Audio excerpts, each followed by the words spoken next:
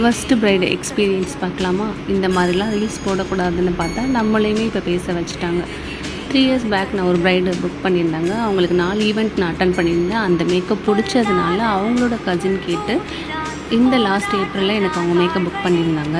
Bride 9:30க்குலாம் நான் ரெடியாக இருக்கணும்னு சொல்லியிருந்தாங்க. ஆனால் நாங்கள் 7 o'clockலாம் போயிட்டோம். ஆனால் பிரைடு உட்காந்ததே எனக்கு 9:30க்கு தான். அவங்களோட ஒர்க்கெல்லாம் நாங்கள் 11 o'clockலாம் ஃபினிஷ் பண்ணிட்டோம். அவங்கள எல்லாம் மேக்கப் நல்லா இருக்குது, சாரீ நல்லா இருக்குன்னு சொல்லிட்டு இருந்த பர்சன் யாரோ ஒரு லேடி வந்தவொடனே நல்லா இல்லை, சாரீ கட்டினது நல்லா இல்லைன்னு சொன்னோன்னே டோட்டலாக மூட் அப்செட் ஆகிட்டாங்க. நல்லா கட்டியிருந்த சாரியை நல்லாவே கட்டலை, இப்படி கட்டுவீங்களா சொல்லிட்டு 2000 லெஸ் பண்ணி எங்களுக்கு கொடுத்தாங்க.